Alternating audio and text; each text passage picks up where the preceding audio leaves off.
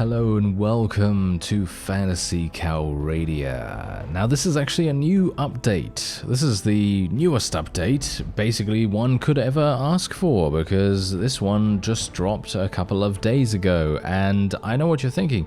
Wasn't Phantasy Calradia updated 6 years ago? And yes, you would be very correct in thinking that, because if you take a look at the ModDB page, which is going to be linked in the description, you'll see that the last update prior to this one was in 2018. Yeah, that's pretty crazy. And this has been worked on by one person, by the way, for I don't even know how long, but obviously quite a long time, I would assume. And otherwise, I can only say thank you to the mod creator, because this is one of my favorite mods ever, and I had a whale of a time back in the day, and this has just been...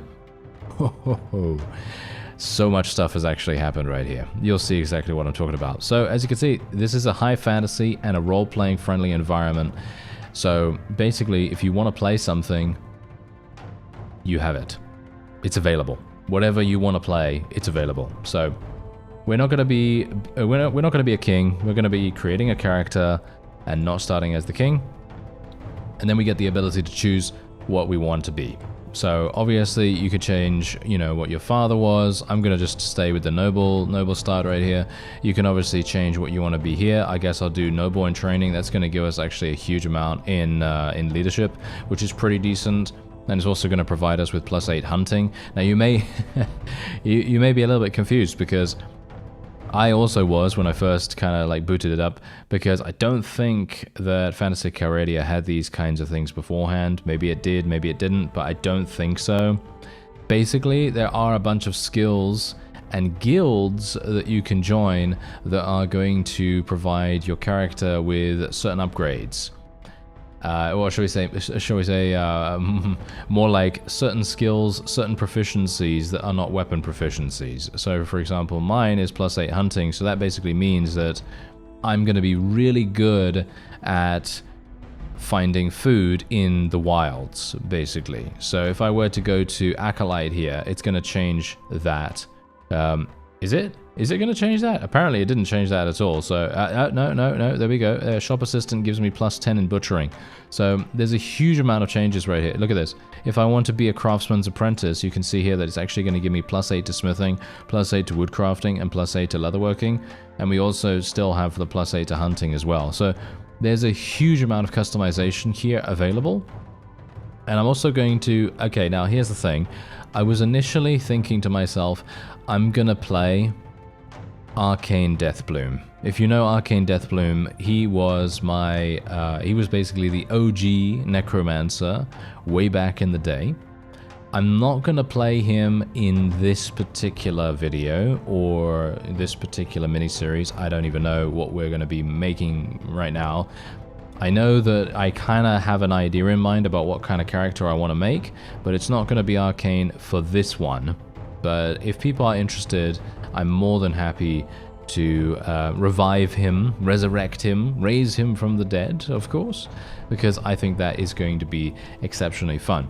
But the main reason why I'm not doing that is because of the fact that the mod creator has said that necromancy is very powerful, and maybe too powerful, but it does provide a big, shall we say, roleplay opportunity. It gives you that feeling of, yes, I am a powerful necromancer. It gives you that feeling. And that's exactly what this mod is trying to do in every single respect. It's trying to give you that feeling every single time it can. And I absolutely love that. And now, later you became huge amounts of different options right here. Necromancer, Monk, Rogue, Barbarian, Ranger, Fighter, Bard, Paladin, Cleric, and Mage Apprentice. Yes, you can craft spells in this mod as well. Yeah, the Necromancer obviously has the ability to summon undead. You can summon skeletons, you can summon specialized units like, for example, archers, cavalry, and so on and so forth. You can summon zombies, and at higher necromantic levels, you can summon shadows, which are basically like shadow beings that will perform the role of assassins most of the time. Now, barbarians also have a special ability called Rage. Basically, when they get hit, they have a chance to enrage, and that's going to give them plus 300% melee damage until the next time they get enraged. And I think there is I'm actually not entirely sure about this because I don't have any experience with this, but as far as I'm aware, it has a variable value, so it might not always be 300%, I think, maybe, I don't know, don't quote me on that. There's also stealth attacks as well, so if you're going to play a rogue or a ranger, you can use a stealth weapon, which is going to provide you with a little bit more damage, I would assume. You can also play unarmed if you want to play a monk. Monks, obviously, they hit people with their fists. Obviously, you know, if you want to play a monk, you can do that. There is a skill called unarmed combat in this, so take from that what you will. There's also bard spells too. As far as I'm aware, that is still being worked on, so don't quote me on that either. However, I'm going to be playing a paladin in this particular one because I'm very much intrigued by this. Because on the one hand, what I want to do is I want to explore the crafting system and the guild system, because I don't think I've ever done that before, and I think that could be quite fun. And on the other hand, I would like to explore reviving Veteran, because he's my other character. If you'd like to see the old adventures of Arcane and Veteran, then there will be links in the description to those two playlists, and I'd highly recommend checking those out if you want to see some really amazing stuff, because Phantasy Calradia, as I say, is a classic, definitely one of my favorites, and yeah, I can't get enough of that. But what we're gonna do is we're just gonna go ahead here. You can pick a secondary class as well. I think my secondary class is probably gonna be Cleric. Actually, wait a minute. Does it actually do anything for me right now? No, it doesn't do anything for me whatsoever. That is actually hilarious. Do I gain something if I choose something else? Yes. It does actually change dependent on what I do. I don't really want magic power or anything like that. That is actually not necessary. I'm quite surprised that speccing into Cleric doesn't give me additional faith. So that's quite weird. Anyway, you also have the ability to choose a wide variety of different races here as well. So for example, you can be Blazing Hand, Living Dead, yes, it is exactly what you expect, Magi, Orcish, Drow, Dwarven, Elven, Saranid, Rodok, and so on and so forth. All the standard Warband races that you may expect. I'm going to do Blazing Hand. Apparently that doesn't allow me to be a Cleric. It does it? No, it just reset it to the default. Okay, so then we can move on. And we're going to be playing Mr. Veteran the Blessed. There we go, because that's his name.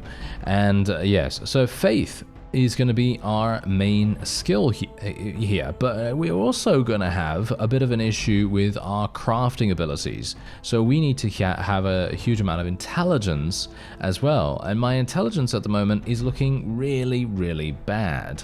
So I'm not very pleased about that. Now, as a base, you do gain a basic spell for both magic users as well as faith users. So if you're playing a mage, you're going to get Magic Missile, which is going to be, you know, the basic ability that you get to use. And then obviously as your skill in magic power increases, you can go to a mage guild, or you can buy spells for your spell book, and so on and so forth. Same thing with the paladin here. However, when you gain faith, as far as I'm aware, you can then start using other more powerful things too. I'm going to go for faith 3 immediately here, and I'm actually thinking of increasing my intelligence right away. I'd like to, yeah, as you can see here, trade skill is also going to be extremely important for us. This is going to be a charisma intelligence character, okay? So I'm not entirely sure how that's really going to work, but we're going to go for 3 in pathfinding as well, because let's face it, that's going to be extremely useful for us. We're going to go for some more in inventory management. Let me tell you, the crafting system and the way that crafting works in this is extremely intricate, and I am very excited about it. So obviously we do have unarmed combat here. Fighting barehanded is much more effective, even against armored enemies. So if you're going to be playing a monk, You want to get as much agility as possible. Anyway, apart from that, we also have the ability to heal our forces. We have a wide variety of reasons why we want to be able to do that. And of course, we're probably going to be wanting to spec into Weapon Master a little bit here. I only have 2 skill points. I'm a little bit worried about this, actually. I feel like we don't have enough skill points to do everything I want to do, but we are an intelligence-based character as well as charisma, so I'm very much hoping that we will have enough skill points in the end. So, as I seem to recall, Veteran looked relatively similar to the basic version here. He basically looked like this, I think, pretty much. I don't think he really changed all that differently from this, so I guess I'll just do that. There we go. And so basically this is how the game begins.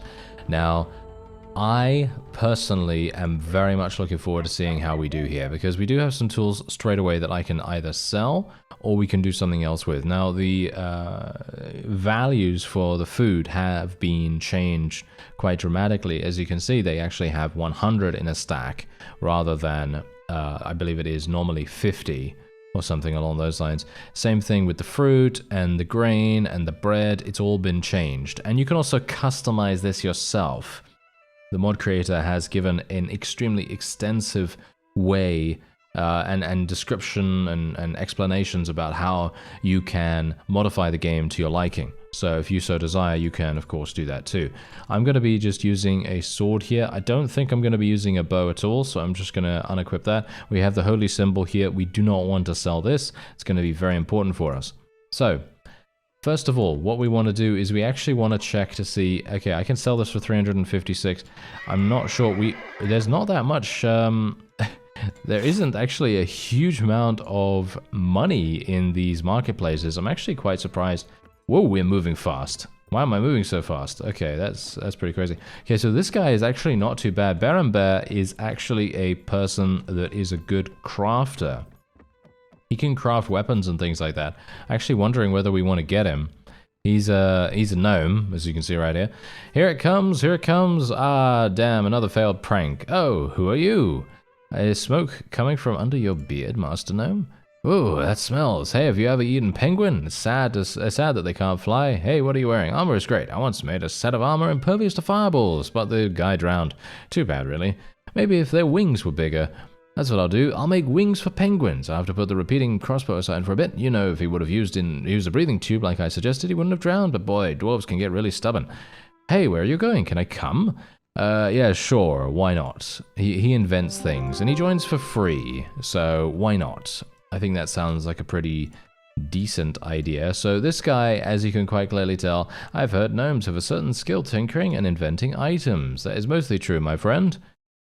Some of these things even work, so what can you do for me? So, as you can see, you can have him create a repeating crossbow. However, there are a bunch of other things that he can also create over time, as far as I'm aware. But again, don't quote me on that, because I have not played this in many years, and obviously because this is a new update, a lot of the things are maybe going to be new, maybe going to be a little bit different. There is actually a tournament running here. Oh dear. Oh no. Okay. Wait a minute. Wait a minute. There's no one here actually. Okay, let's do the tournament. Yeah, sure, fine. I'll do the tournament. I'm not a big fan of this. I'm not a big fan. Okay, wait a minute. What? He already leveled? Okay, that's crazy. Okay, there we go. I already beat one person there, and I basically have no money. I should have actually sold my tools before coming in here, because then I would have had more to bet, which really would have made much more sense. But I am an imbecile, so I did not do that. But it's fine. It's fine. We're gonna be okay. Aren't we? I think so, at least.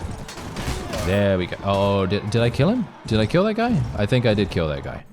Alright, fantastic. Okay, yeah, I can't bet on anyone else now, so we're just gonna have to do this the old-fashioned way and basically just get nothing at all for our trouble. But that's okay. That's fine. You know, as long as we can achieve victory, that is all we need to do.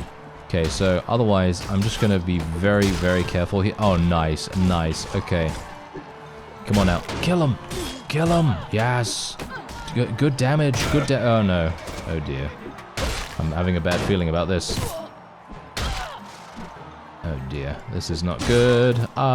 Sword Sisters, everyone here has much higher weapon proficiencies than I do. That is very painful indeed. Okay, here we go. I've got a two-handed. Okay, how fast am I? Oh yeah, this is not very fast at all. I guess the only thing... Whoa, he's letting me wail on him right now. I'm pretty happy with this. He's got a lot of HP. That guy had a lot of HP. Alright. Yeah, thankfully we're doing okay. Not too bad. 2 teams with 2 fighters. Okay, this shouldn't be too bad either. I really wish I had more money. Yeah, I should have sold those tools. But the thing is, as far as I'm aware, tools can actually be used in the crafting system, as far as I'm aware.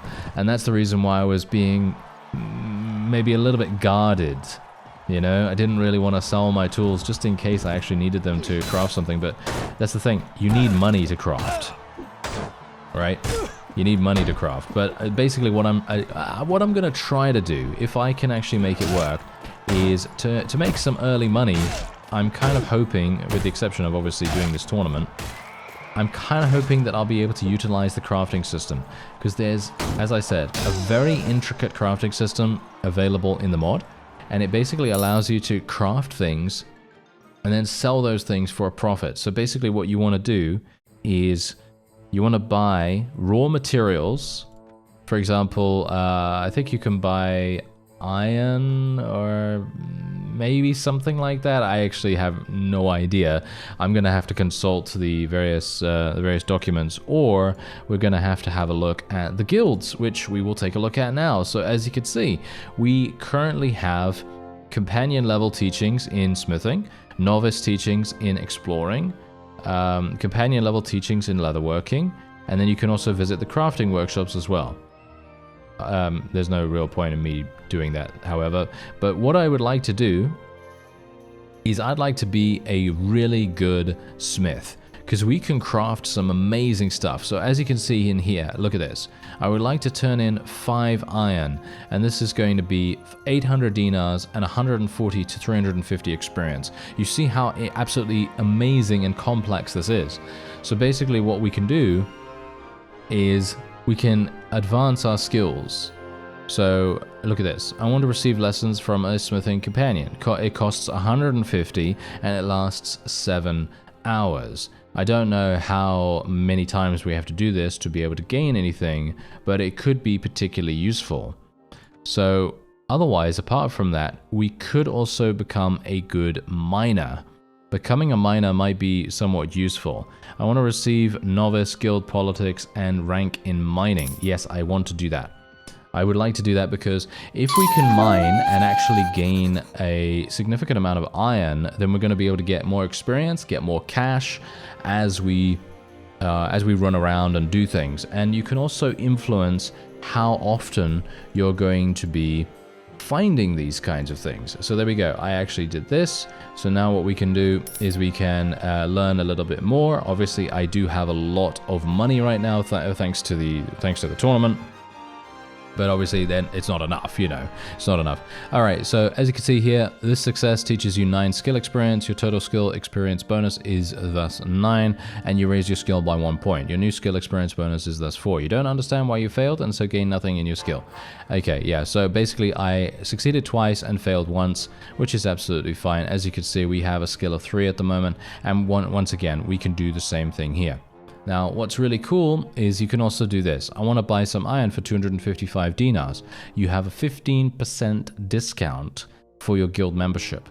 So you can do that with other guilds. For example, let's say that you have a place that you want to go to that you know has a really, really good marketplace for, I don't know, wood or something like that. And you buy some wood from the wood crafting place, and then you go and sell it there, you see? And that's kind of how things are going to work here, potentially. So, for example, the lumberjacking guild, as you can see, I want to buy some wood for 125 dinars. I have a 0% discount because I'm not actually a part of the lumberjacking guild. But that doesn't matter, because you can also go here. I want to buy leatherwork for 210 dinars. I have a 25% discount, which is actually pretty crazy. So there's a huge amount to do here. You can also turn in 5 hides for 400 dinars and experience. So technically, if you want to roleplay however you want, so for example, if you want to create a crafting, trading, character that only does these things, and you can go around and trade stuff, and for example, let's say that you, I don't know, let's say that you hunt some things. You can do that as well. If you hunt some things, then you can actually get hides, and then you can hand in these hides to these people right here, and then you're going to have a great time. Then you're going to have a fantastic time, because you're going to gain some experience, you're going to gain some cash, and it's going to be a really good way for you to, actually level up without participating in combat if you don't want to. And that's what's really awesome. Okay, so as you can see, I'm actually going to be gaining a rank in mining here. I'm going to be paying 500 dinars to be able to do this. I mostly want to do this so that we have the potential to gain iron and a variety of other things. I obviously have no idea whether this is going to be of any benefit, but I'm kind of hoping it will be. Okay, so basically, we're now done. So let me give you a look at the map, shall I?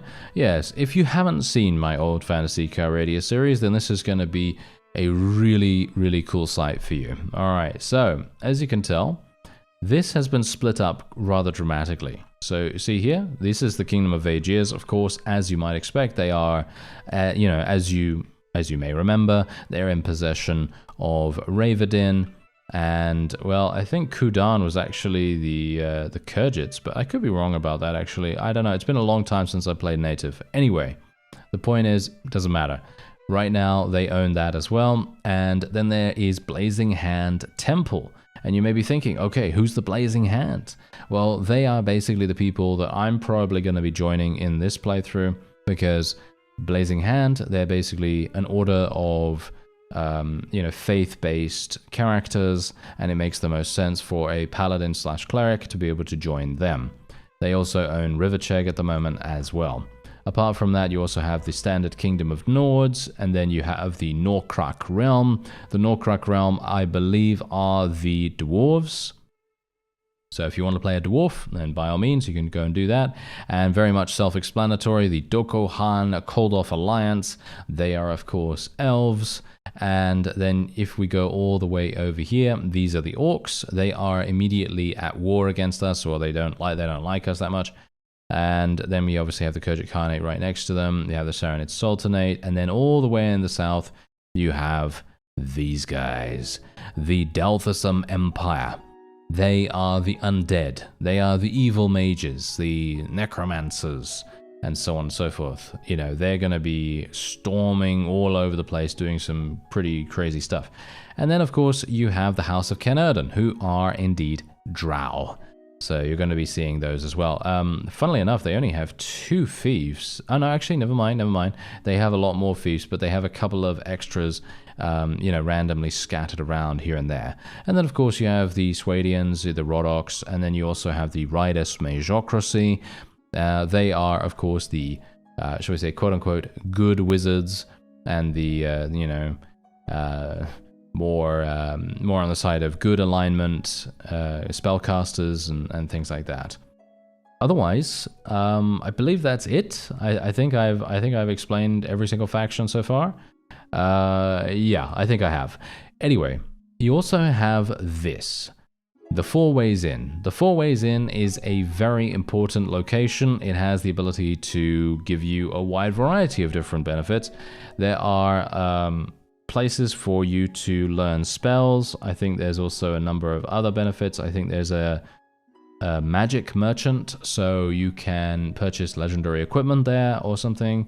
I don't know. It's been a while since I actually remember doing anything like that. So, we're going to have to just check it out together and see what's actually going on with it. All right.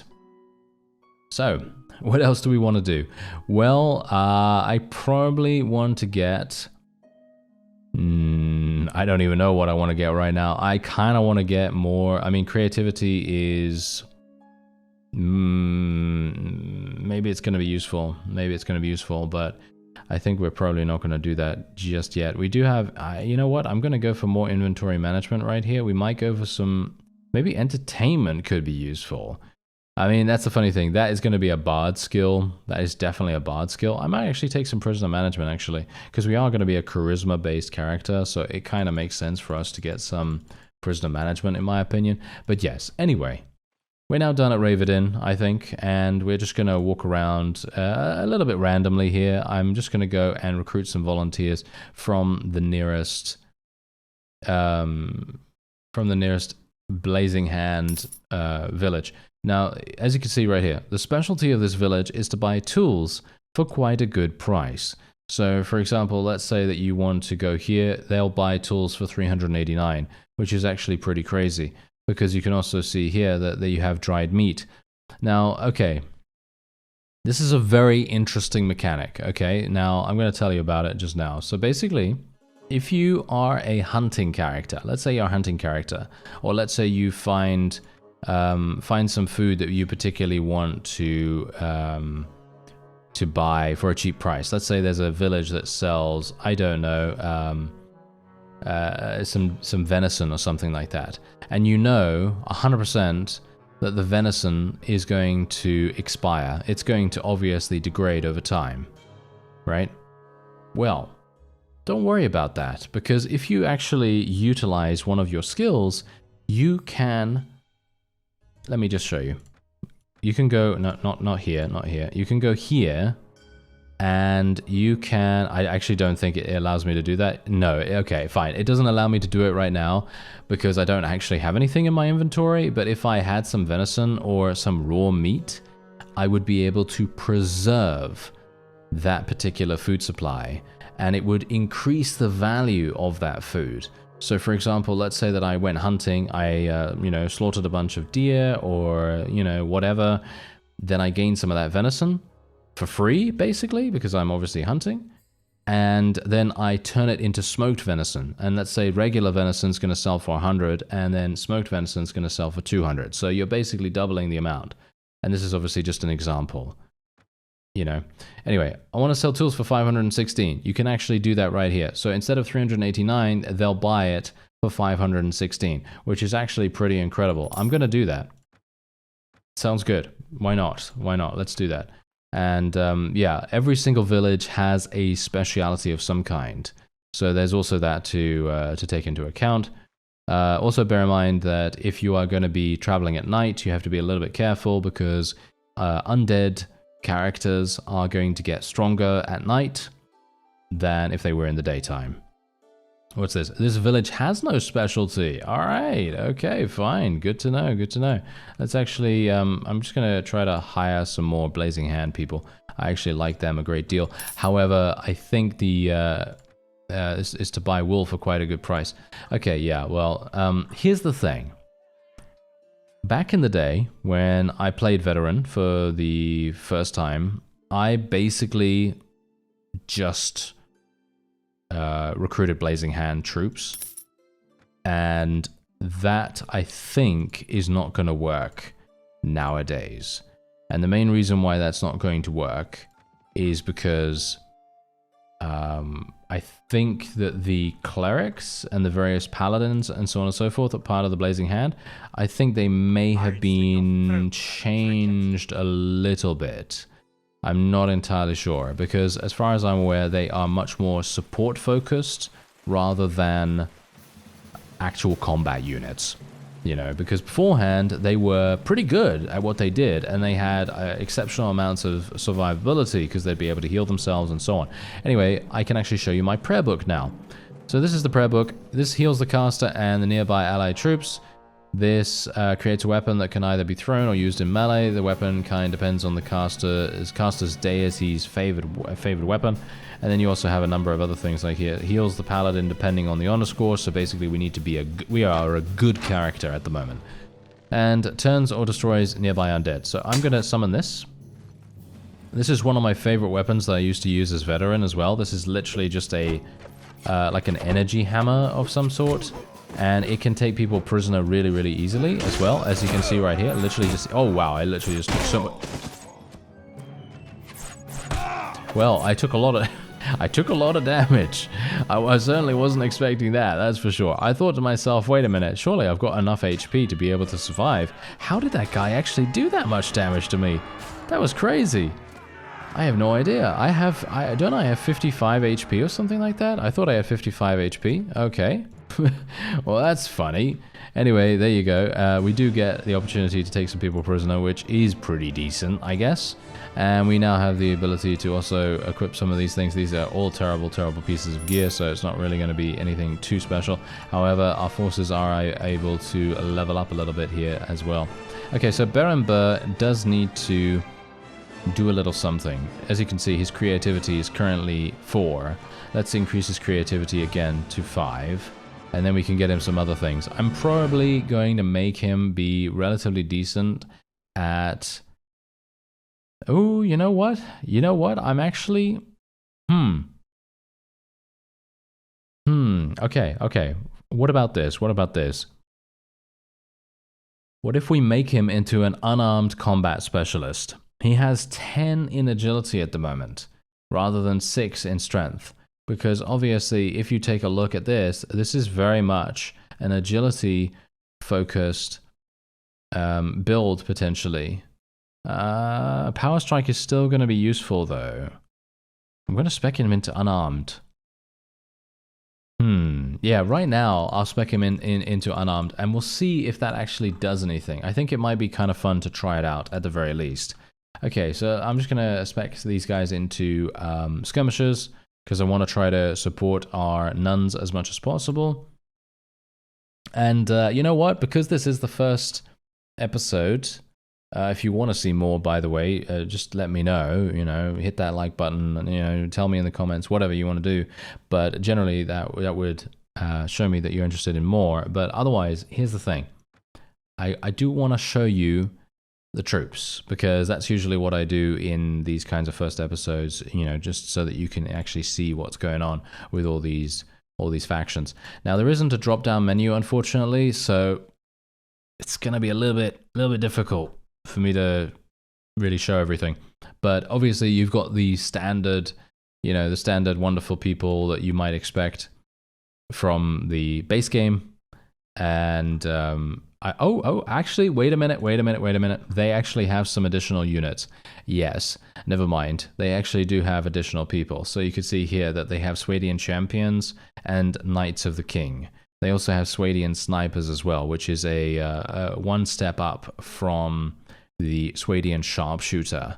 So that's obviously something to bear in mind. The Vaegirs also have a Vedmak. And a Vedmak is, as far as I'm aware, a faith-based character, I think.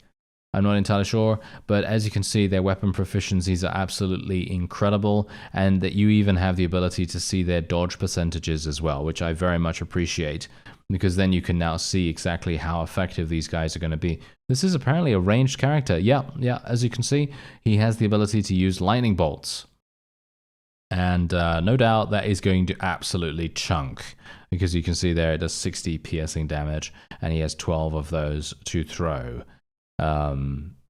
Yeah, that's going to be very, very damaging indeed. And you can see here that a certain armor has a magic modifier. And the more magic modifier you have on your particular piece of gear, the more effective your magic is going to be. At least that's what I've understood. And then obviously you have these guys, which are basically werewolves. These are working for the Kurgits. And they are, well, they're basically without any kind of shield or anything like that. So it's more than likely that they're just going to get absolutely murdered by ranged troops. But obviously if they get within range of you, you're probably going to die, because they're very, very strong. Then you obviously have the Nords, and they have Valkyries, as well as Jarl's Chosen. Valkyries are very, very strong too. As you can see, they are throwing weapon specialists on horseback. And you can see here that their dodge chance is not that good, but that's because their armor is insane. Their armor is very, very powerful here. Then you obviously have the Rhodoks. They have swashbucklers, who are people that tend to use... I was going to say guns, but they don't, apparently. I actually thought they were going to use guns, but they don't. Okay, that's good. That's good. I'm actually very pleased that they don't. But they actually have stealthy weapons. So try not to get hit in the back with, with these guys, because they're going to do a lot of damage like that. I actually don't even know. Do they have any stealth? Stealth skill? They don't, as far as I'm aware, but they have 800 in one-handed weapon proficiency. So, yeah, that's pretty harsh. Then you got these guys. For the Saranids, they are spellcasters once again. As you can see, they have Fireball and Lightning Bolt. So they are a little bit more effective from range than the Vedmax for the Vaegirs. They also have Dodge, as you might expect. And now we have the Elves. So the Elves are, they're going to be very strong. Let's just say that. They're going to be very, very strong later on down the line. The Hawkeye, I remember being very, very powerful back in the day. But apparently these guys are no longer the top dogs. And instead, who are we talking about? Who's the ones that are going to be doing the massive damage here? I guess the Elven Arcane Masters, the High Cleric of Corellon, and Elven Stalkers. No, not Elven Stalkers. Okay, so who's going to be? No, the Hawkeye is the most powerful archer that they have, which is very strange, as far as I'm aware. I think so, at least. Okay, well, whatever the case, let's move on. Okay, so obviously you have the dwarves here as well. You have the dwarf paragons. I remember these guys. They're very strong. They have this, which is a magical hammer that comes back to its owner. Extremely powerful thing.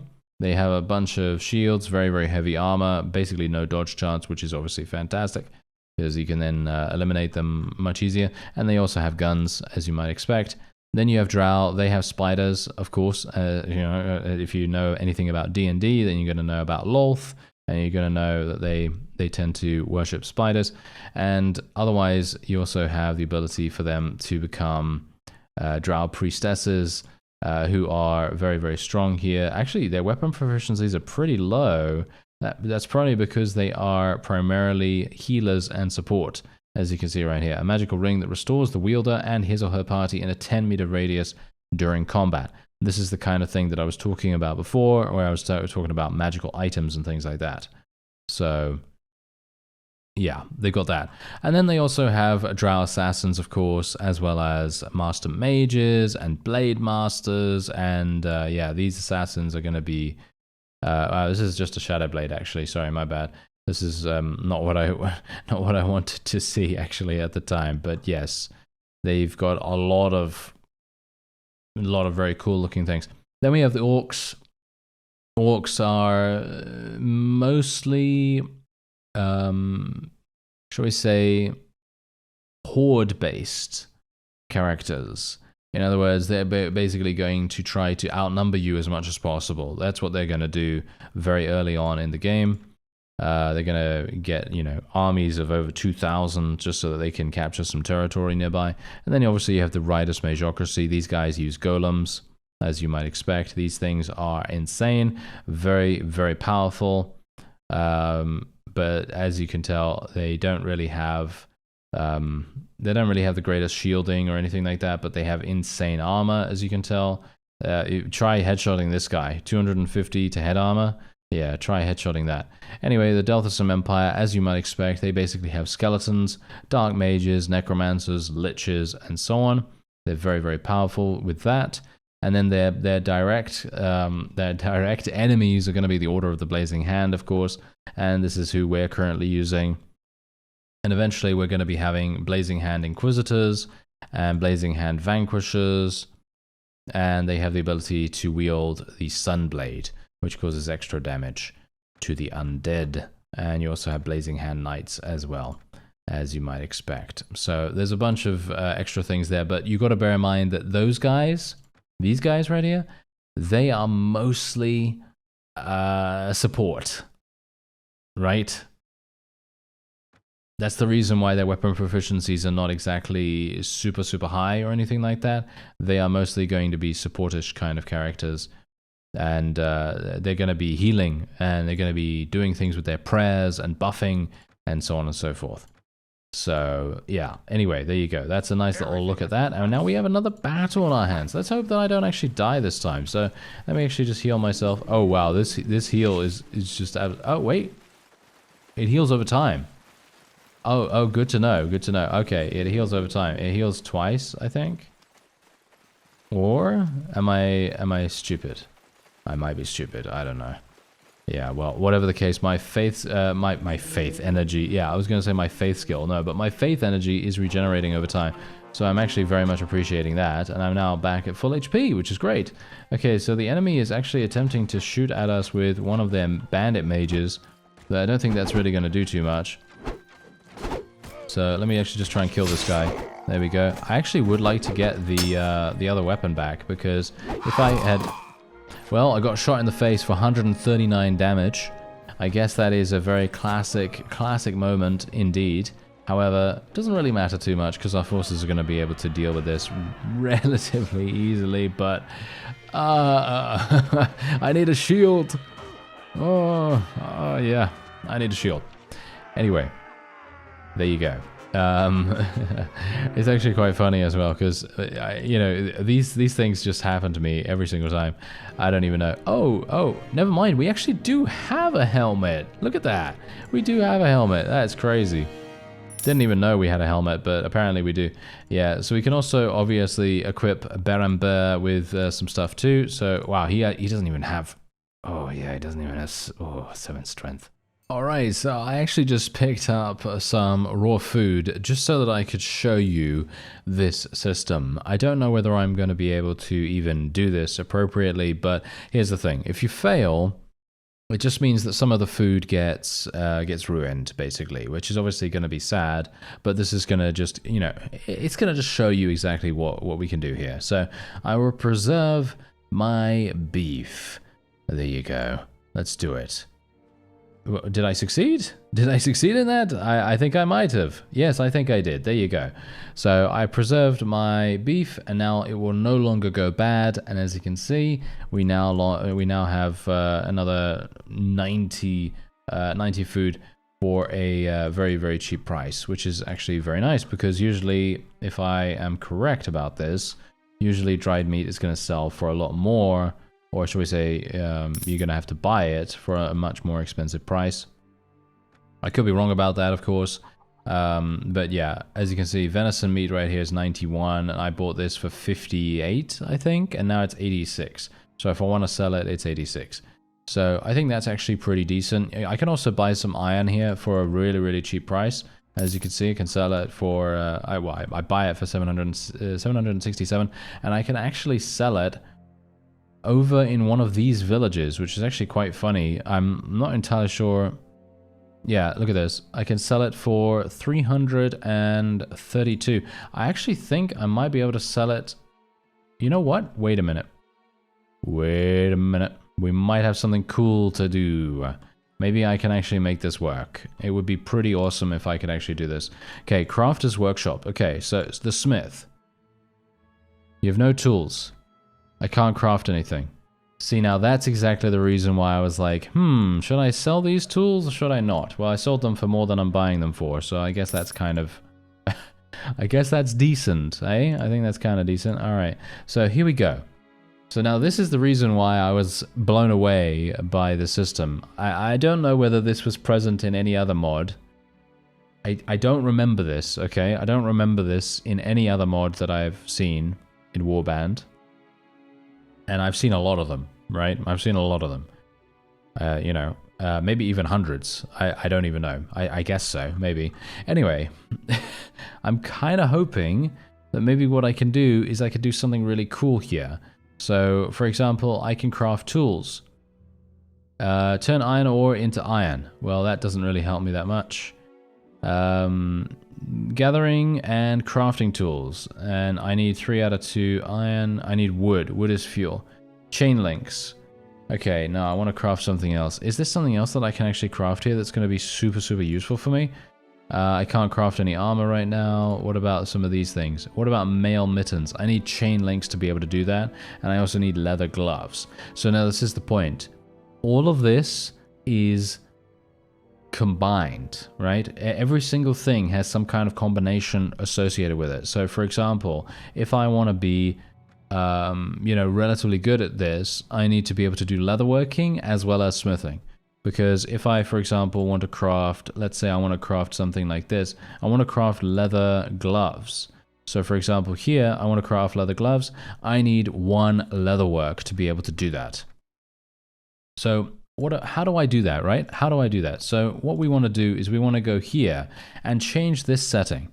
This setting is very important because, as you can see, by default, it is on passive, which basically means that it's not going to sacrifice movement speed for exploring. And if it is not disabled, this allows finding temporary harvest spots. So if you want to disable that, you obviously can. However, I'm going to put it on active right now. Epidemics are also available, which means that basically what you can do is you can, if enabled, cities and villages can have epidemics and your party can heal from their effects. I'm actually going to turn that on because I think that's quite fun to do. And otherwise, we're going to see what happens here. Failed lumberjacking skill check. Missed lumberjacking opportunity. You understand why you failed and so gained 34 experience from your failure. See, now this is exactly the reason. It's so impressive that this has such a dynamicism to it that you're going to be seeing all kinds of crazy cool events happen. And even if it's just something as small as just failing a lumberjack check, I don't really care, you know, because it's right there. It's so nice to be able to see something like that while you're traveling around and just doing things. I think that's really fun. So yeah, we're just going to continue recruiting some people. What is this? The village. Ah, look at that. The village is actually training well-trained and equipped troops. That is very cool.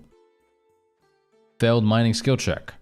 There you go. I failed the mining skill check once again. Okay, I'm actually kind of a little bit saddened by that. It would have been nice if I didn't fail the mining skill check. However, that just means that I need to train some more.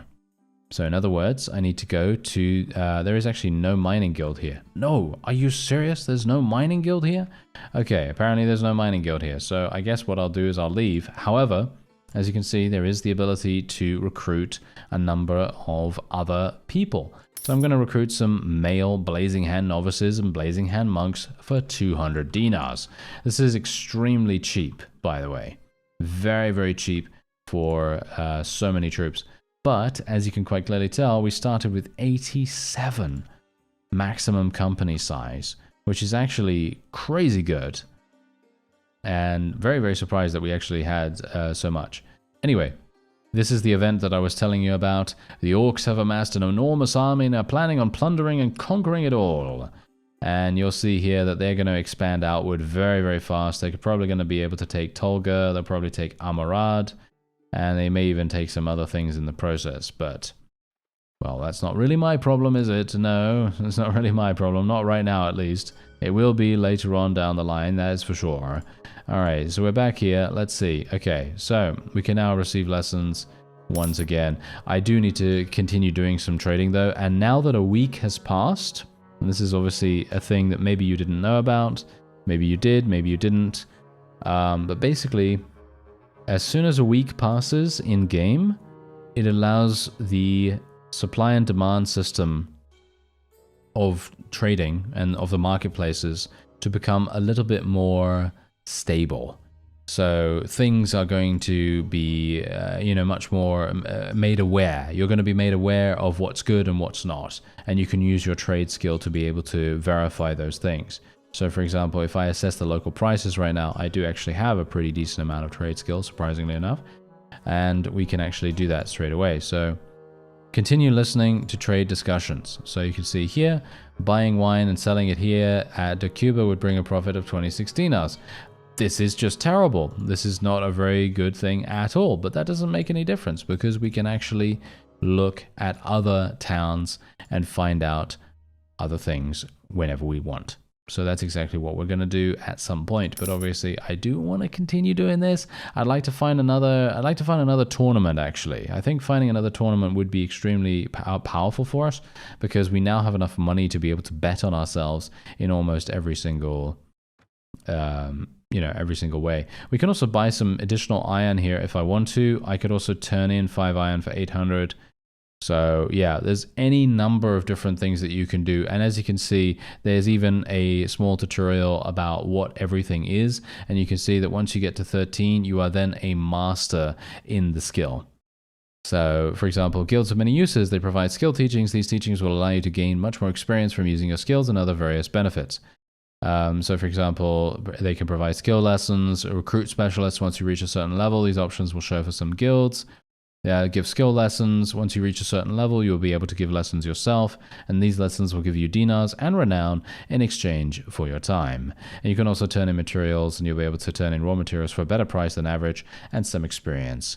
So, pretty amazing, in my opinion. Pretty amazing. And you can also buy iron here for 225 dinars and then sell it somewhere else, which I have no idea about right now, which is obviously a little bit unfortunate. And my savings at the Gnomish Bank are now 162. So there's a huge amount to do here. Really, really huge amount to do here. And I'm actually unsure where to go and what to do because there's just so much stuff.